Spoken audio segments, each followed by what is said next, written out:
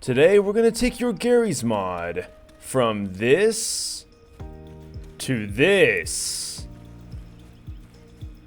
Now upon first glance you might think, oh great, Necros is doing another stupid, overly done bloom effect. Wait though, this mod is different than that other mod we took a look at, which some people weren't a fan of. But Vuthakral has come out with a badass mod. This is the atmospheric editor, and you're gonna notice things might look a little bit more dim than usual, but don't worry, because with this sucker right here, you can edit every single type of lighting effect. We got bloom intensity.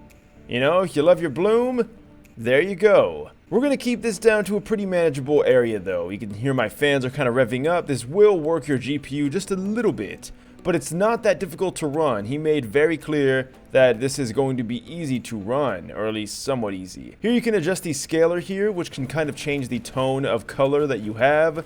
You can make it like really ridiculous like this if you like a big bright map, or you can make it pretty dim and shallow like this. We also have a color modulation scaler, where we can make things kind of dark and more, I guess, contrasted, or we can pull it all the way back to make things more bright and light. And then of course you have more bloom settings. Bloom is a huge part of this mod, just so you guys know, but we also do have saturation. Yeah, now it looks just like my thumbnails. Or you can pull it back to go for a more gray aesthetic if that's your thing.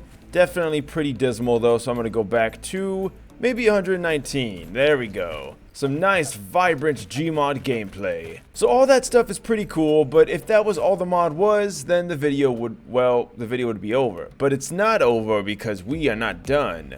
So just before I forget, and yes guys, make sure you know that that is not permanent. It's just your eyes adjusting to the lighting.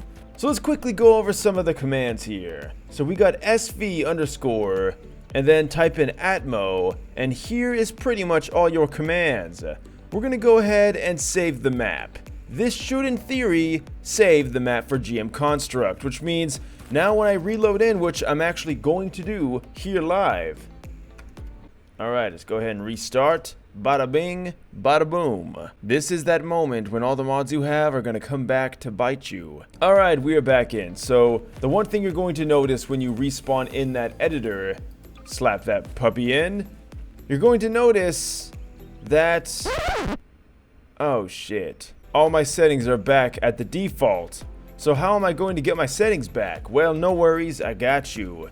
Go ahead and type in SV underscore atmos or atmo, and then go to load, which I totally just skipped over. Load it in, and uh-oh. Okay, maybe we need to do load map. Oh, we're getting some data. Alright, so thankfully, most people shouldn't have to deal with that since it will actually load all those presets in automatically, which means that you won't even really have to go into the console after you save a preset. Alright, so now that we got all that out of the way, let's go into the nitty-gritty details, because this is where the mod gets juicy. This is the best part of the mod in my opinion. So, you can kind of see, I don't know if you can tell in the video, but our eyes were slowly adjusting to the dark. That's one of the first cool features of the mod, is that you adjust your eyes to the dark. The second, which you're going to notice, is our glowing effect from the gravity gun. It's much more prominent if it was even ever there at all. In fact, I couldn't tell you if it was. But this also works with the fizz gun. Look how bright and vibrant that orange is. Oh man, it's beautiful. And then of course, like at the beginning of the video, your eyes will adjust to the brighter areas once you leave them. So it'll take a second, but everything will kind of equalize out, and there we have it. We're good to go. So all this is cool and all, but now we're going to show off some of the even finer details, like what about, say, a manhack? Here we got a manhack. So manhacks are kind of lame by themselves, but you're gonna notice something really cool with this mod, with manhacks in particular, and of course, the city scanner, which I'll show off once this manhack gets over here. Alright, the manhack is going to leave an ominous red glow, and it will bounce off the walls just like you'd expect. This is really cool. Like, this adds that little bit of extra immersion that you might be looking for. And you also might have noticed there, when they explode, they leave a flashing white light. Pretty cool. We also got the city scanner, which, well, works kind of like you'd expect. He does have his own little flashlight, although it doesn't seem to work all that well. Get down here. Now what happens when you explode him? He also flashes white. Oh, and look at that.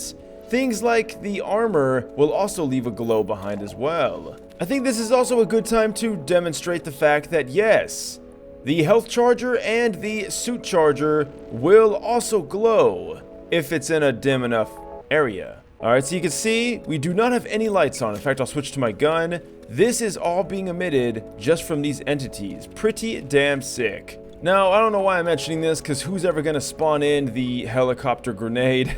But here we have the helicopter grenade from the attack chopper, and it also leaves behind a red glow. Now, of course, this is not stationary. If you wanted to, you could...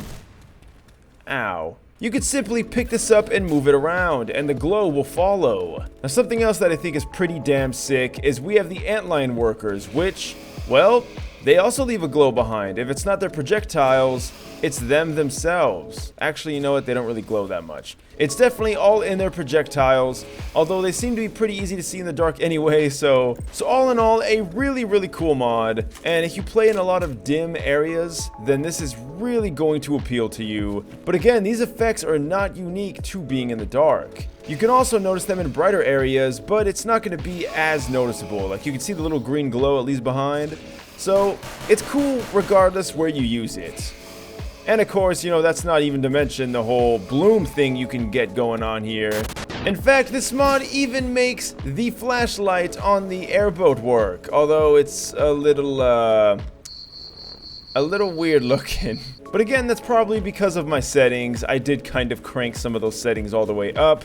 But I'd love to hear what you guys think. I will eventually be doing reshade very soon, so stay tuned for that. This was just a atmospheric light editor mod showcase, not really a full-blown light overhaul. But there's some pretty neat little things in this mod. So let me know what you guys think down below. Is this a mod you would use? Do you think there's too much bloom? I'd love to hear your thoughts down below. As always, leave a like and subscribe. I'll see you guys in the next video. All the mods are down below. And until next time, thanks for watching and farewell.